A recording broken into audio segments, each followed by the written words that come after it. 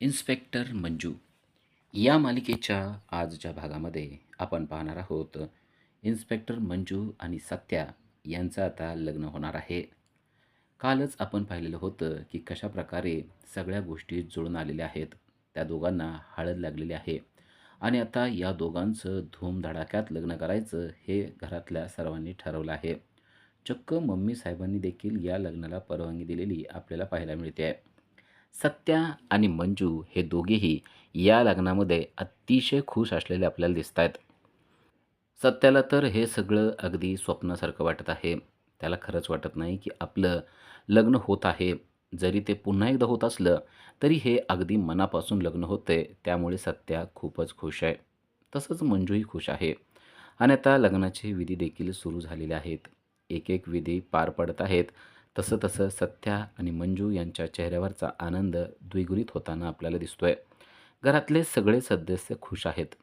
फक्त मम्मी साहेबांच्या चेहऱ्यावर मात्र जराशी नाराजी आपल्याला दिसतच आहे. पण आता सत्याच्या आनंदातच आपण आनंद मानायचा असं त्यांनी ठरवलंय आणि त्यामुळे त्या पण या आनंदामध्ये सहभागी झालेल्या आहेत. आता एक एक विधी पार पडत असतो आणि आता त्यांचं लग्न होणार असतं. अगोदर त्या दोघांनी हार घालायचा विधी असतो. तर हार घालण्याच्या विधीमध्ये सत्याला उचलून घेतलं जातं आणि त्यामुळे मंजूला मात्र आता त्याला हार घालता येत नसतो. मग आत्याबाई म्हणतात, की "थांबा, आता आपण देखील मंजूला उचलूया" आणि मग आत्याबाईंच्यामुळे सगळ्याच आलेल्या ज्या महिला असतात, त्यांनी मंजूला देखील उचलून घेतलेलं असतं आणि आता सत्या आणि मंजू यांनी दोघांना एकमेकांना हार घातलेले असतात. आता फक्त शेवटचा विधी उरलेला असतो, तो म्हणजे मंगळसूत्र घालण्याचा. एकदा का मंगळसूत्र घातलं, की हे दोघेही नवरा-बायको होणार असतात आणि या दोघांचीही स्वप्नपूर्ती होणार असते. आता पंडितजी देखील सत्याला सांगतात, की तुम्ही मंजूला मंगळसूत्र घाला आणि तो मंगळसूत्र घालणारच असतो. तेवढ्यात फोन वाजलेला आहे आणि तो फोन सावीकडे असतो आणि सावी म्हणते, की "मंजूताई तुमच्यासाठी फोन आलेला आहे." आणि तेव्हा कळतं, की तो फोन तिच्या सीनियरचा म्हणजेच अनुष्का पाटील यांचा आलेला आहे. लगेच मंजू म्हणते, "मला बघू देत काय झालंय ते. जरी लग्न महत्त्वाचं असलं तरी फोन देखील तेवढाच महत्त्वाचा असू शकतो." असा विचार करून तिने तो फोन उचललेला असतो आणि जेव्हा ती फोन उचलते, तेव्हा तिकडून धक्कादायक बातमी मंजूला समजलेली आहे. अनुष्का पाटील यांनी सांगितलेलं आहे, की आर्यन हा माझ्यावर हल्ला करून पळून गेलेला आहे. मंजूचा तर कानावर विश्वासच बसत नाही. आपण आत्ताच तर त्याला कुत्र्यासारखा मार मारला होता आणि आता त्यांना आपण त्या पोलिसांच्या म्हणजे सीनियरच्या ताब्यात दिलेला होता आणि त्यांच्या हातून तो कसं काय पळून जाऊ शकतो हेच तिला कळत नाही. आणि त्यामुळेच आता मंजूने मोठा निर्णय घेतला आहे आणि ते लगेच सत्याला सांगते, की मला मंगळसूत्र घालू नको. तो म्हणतो, "काय झालं?" तेव्हा ती सांगते, की "जोपर्यंत आर्यन पकडला जात नाही, तोपर्यंत मी मंगळसूत्र घालून घेणार नाही." तो म्हणतो, "पण आर्यनला तू आत्ताच तर पोलीस स्टेशनमध्ये पाठवलंयस ना?" तेव्हा ती सांगते, की "माझ्या सीनियरवर हल्ला करून तो पसार झालेला आहे." सत्याला देखील या गोष्टीवर विश्वास बसत नाही. सत्या म्हणतो, "पण अगं तू त्याला अर्धमेला करून पाठवला होता. मग असं झालं कसं काय?" तेव्हा ती म्हणते, "मला सुद्धा या गोष्टी कळत नाहीत. आता हे सगळं कोडं जोपर्यंत उलगडत नाही, तोपर्यंत मी लग्न करणार नाही."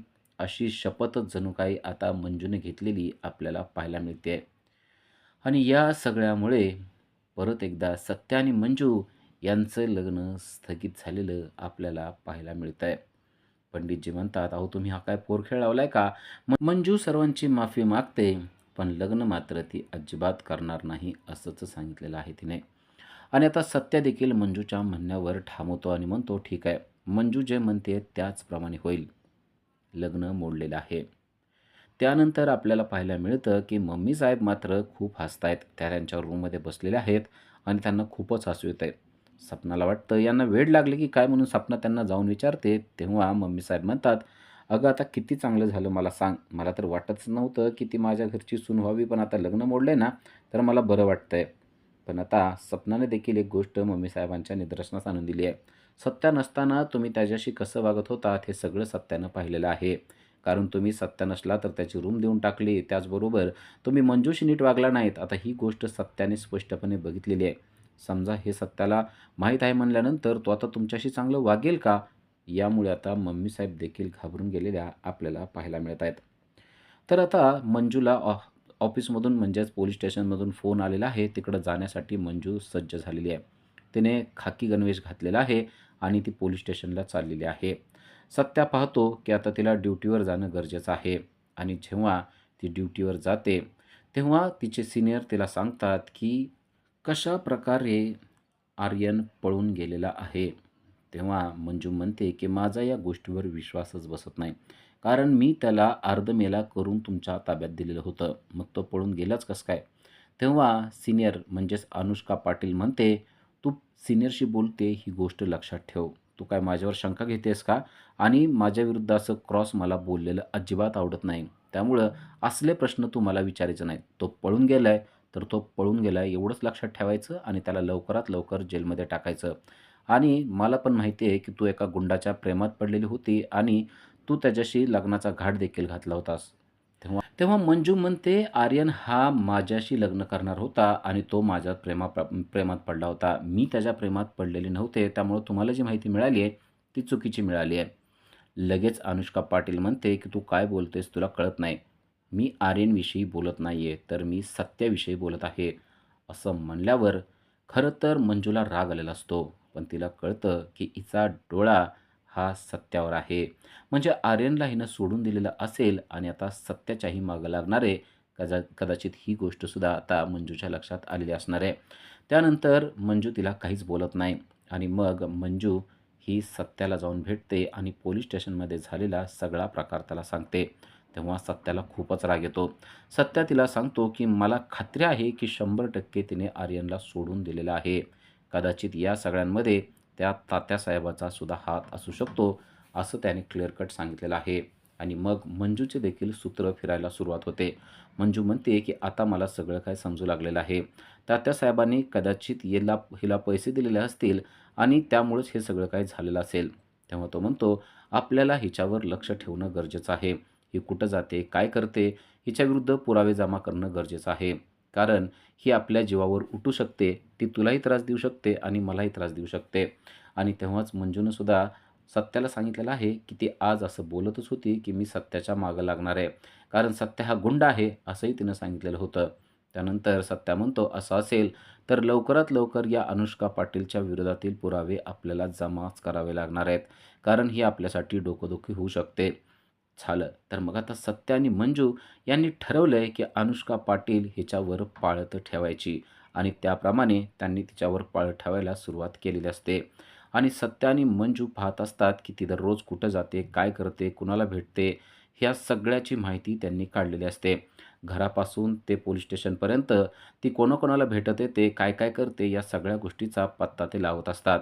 आणि मग त्यांना कळतं, की ही सीनियर म्हणजेच अनुष्का पाटील जी आहे, ती जबरदस्त करप्टेड आहे. ती हप्ते पण घेताना त्यांना पाहायला मिळालेलं असतं. आता या सगळ्या गोष्टीचा पुरावा त्यांनी आपल्याजवळ ठेवलेला असतो. पण त्यानंतर त्यांच्या हाती एक जबरदस्त पुरावा लागलेला आहे. कारण एकदा तिला तात्यासाहेबांचा फोन येतो आणि तात्यासाहेब तिला एका ठिकाणी भेटायला बोलवतात आणि ज्या ठिकाणी ती भेटायला जाणार असते, ह्याचं ठिकाण मंजू आणि सत्या यांना समजलेलं असतं. आणि सत्या आणि मंजू यांनी ठरवलंय, की ती ज्या ठिकाणी भेटणार आहे, तिथं आपण बरोबर तिचं व्हिडिओ रेकॉर्डिंग करून ठेवायचं. आणि ठरल्याप्रमाणे अनुष्का पाटील ही तात्यासाहेबांना भेटायला तात्यासाहेबांनी बोलवलेलं आहे त्या ठिकाणी गेलेली असते आणि तेव्हा तात्यासाहेबांनी तिला नोटांचे बंडल दिलेले असतात. या सगळ्याचं व्हिडिओ शूटिंग आता या दोघांनी करून ठेवलेलं असतं. त्याचबरोबर तात्यासाहेब म्हणतात, की "खरंच तुम्ही आमच्यासाठी अतिशय वफादार अधिकारी आहात. जरी शासनासाठी तुम्ही इमानदार नसला तरी माझ्यासाठी खूप इमानदार आहात." कारण ज्या आर्यनला त्या मंजूने पकडलेलं होतं, त्याला अर्धमेला करून टाकलेलं होतं, त्याला तुम्ही सही सलामत सोडवलेलं आहे.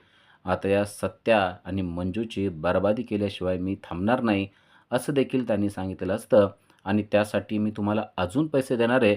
तुम्हाला लागतील तेवढे पैसे घ्या, पण त्या दोघांच्या विरोधात तुम्हाला जे काही करता येईल ते करा, असं तात्यासाहेबांनी त्या अनुष्का पाटीलला सांगितलेलं असतं. पण आता त्या सगळ्याचा व्हिडिओ सत्या आणि मंजू यांच्या हाती लागलेला आहे.